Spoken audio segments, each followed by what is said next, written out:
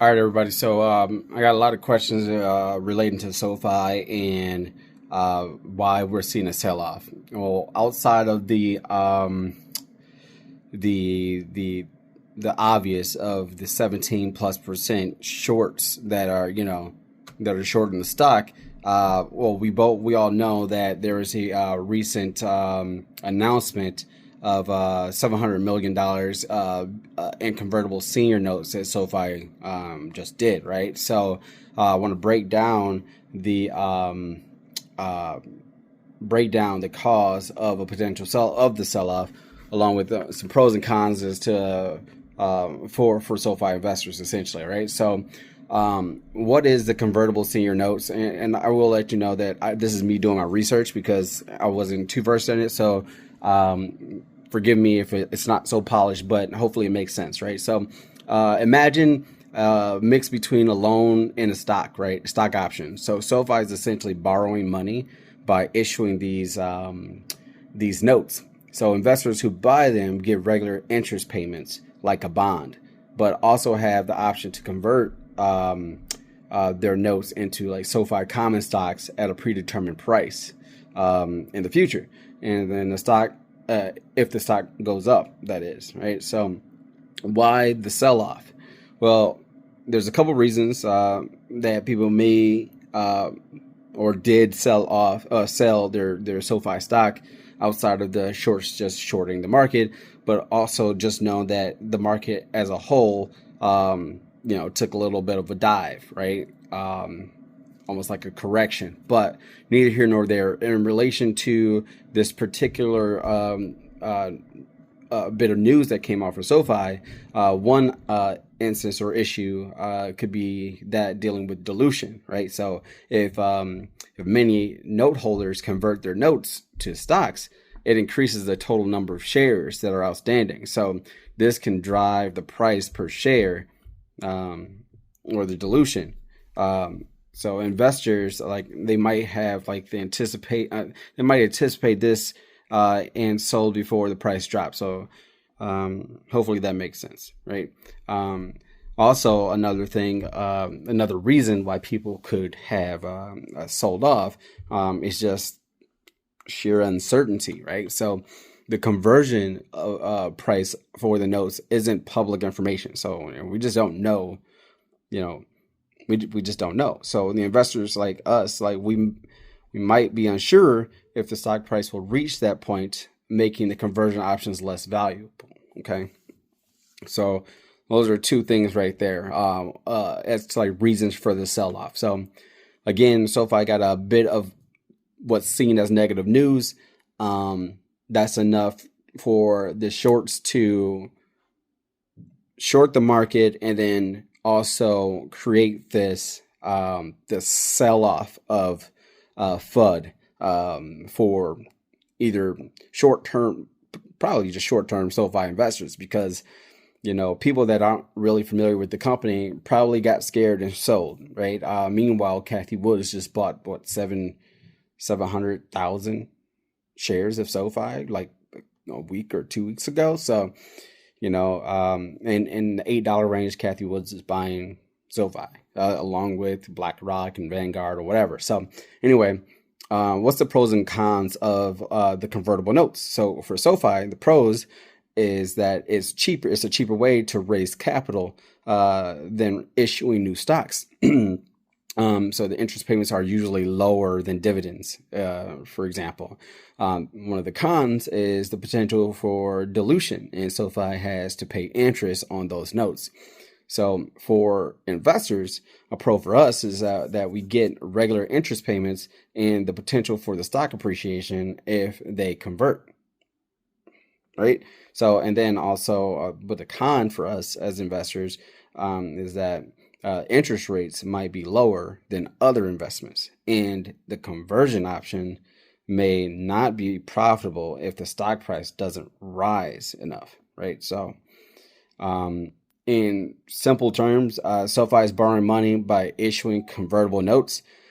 These notes act like loans with interest payments, but investors can also convert them to company stock if the price goes up. This this, for all these reasons, is the reason it would be the cause of the price to drop, just due to the concerns of future dilution. But it's not necessarily bad news, right? Some people think that this is SoFi leaning in towards like the potential of or setting it up to be acquired by another company or another bank or whatever. I don't see that.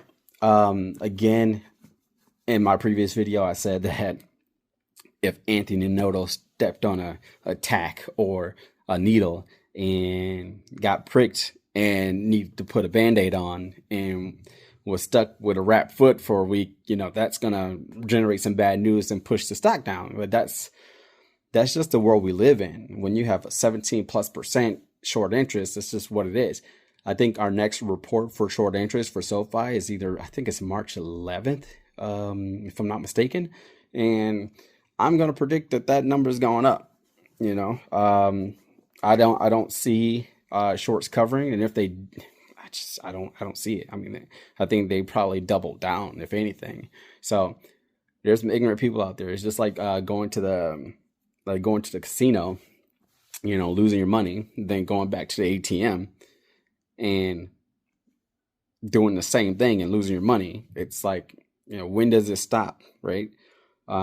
Feels like these shorts have like an infinite amount of cash, which they don't. They're borrowing shares against the company, which they have to pay back in interest. So right now, as of now, the last known report for short interest is the 17% with 3.3 days to cover, which essentially the more days there are, the higher the interest rate. So if it comes out that they've borrowed more shares against the company and then that day went from 3 to 4, man, I'm loading up. I don't care how much they are suppressing this stock, because I have full conviction that SoFi is about to crush earnings once again come April 29th. And come April 1st, I will be going heavy once again into stock call options on a DCA basis.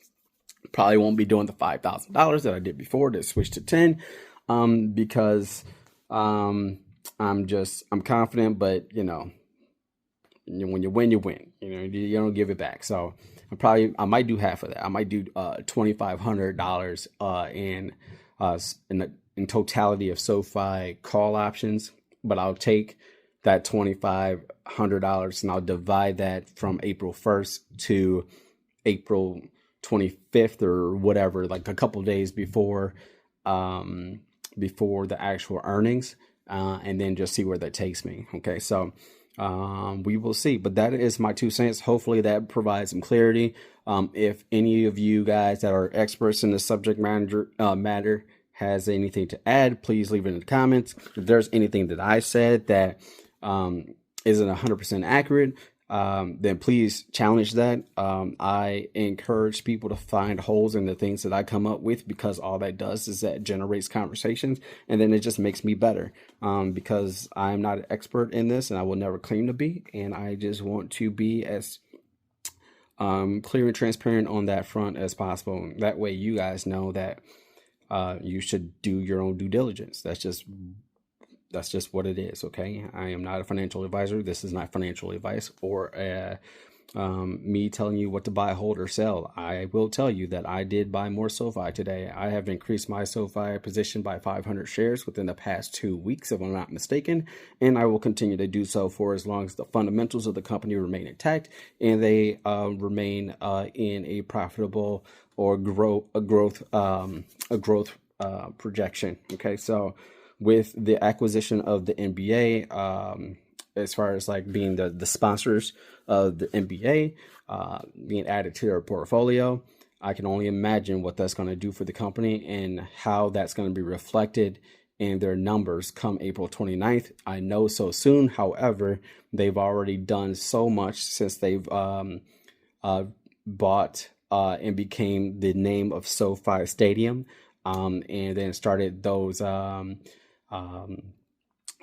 relationships with the players.